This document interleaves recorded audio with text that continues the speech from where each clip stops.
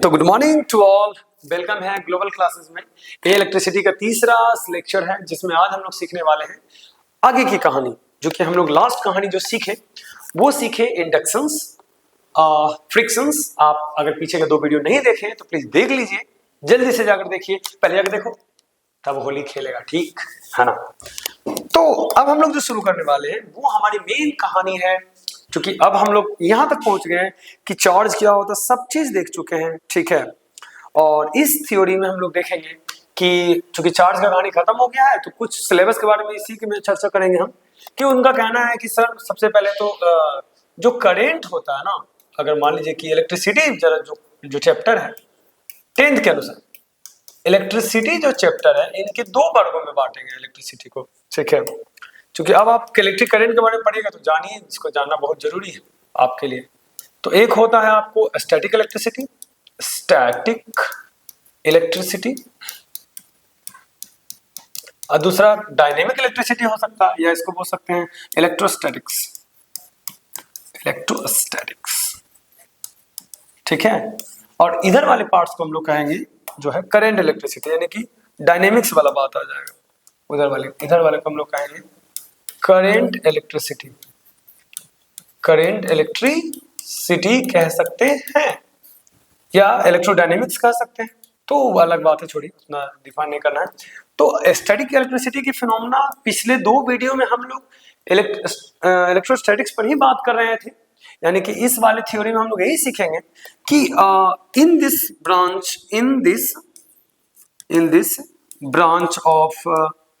Branch of electricity, क्योंकि electricity का ही branch है electricity, in this branch of electricity be a study about the charge when charge is in rest। अगर charge rest में होगा तो हम इस वाले थ्योरी में पढ़ेंगे। In this branch of electricity we study about charge के बारे में पढ़ेंगे। कैसे करना? Charge when it is in क्या हो जाएगा? रेस्ट। जब चार्ज रेस्ट में होता है तो हम लोग जिस स्टडी इसको पढ़ते हैं उसको हम लोग कहते हैं इलेक्ट्रोस्टैटिक्स बोलते हैं। और इसमें ठीक क्या पढ़ेंगे? when charge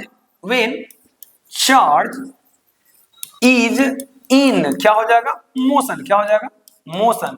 अगर चार्ज मोशन में है तो करंट इलेक्ट्रिसिटी के बारे में पढ़ेंगे, तो डायनेमिक्स और स्टैटिक्स वाला बात एकदम फीलिंग आ जाता है।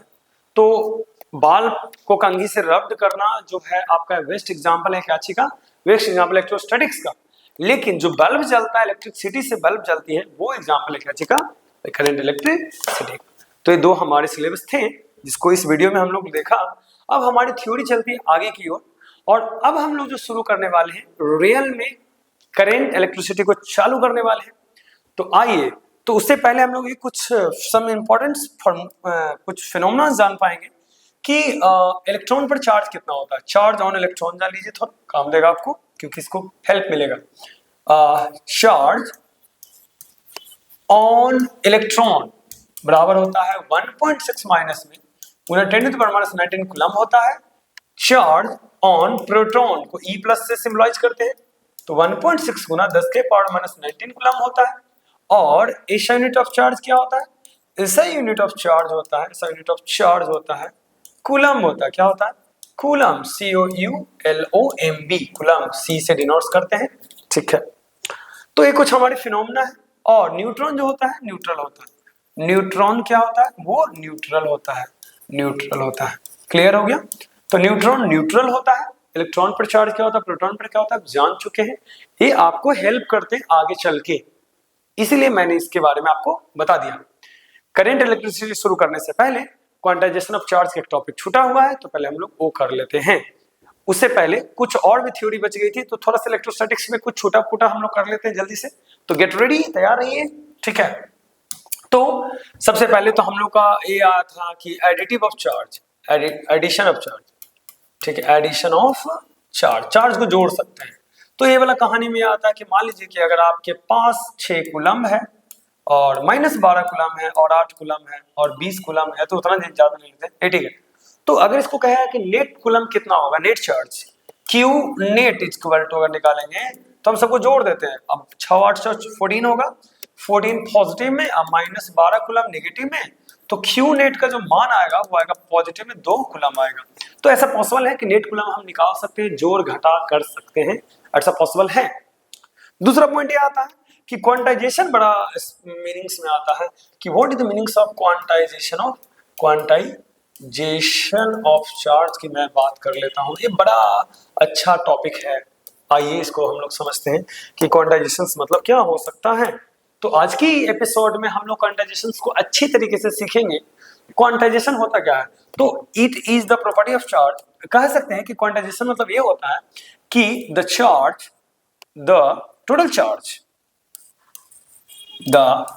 total charge on a body is, कह सकते हैं is इंटीग्रल, क्या कह सकते हैं, इंटीग्रल मल्टीपल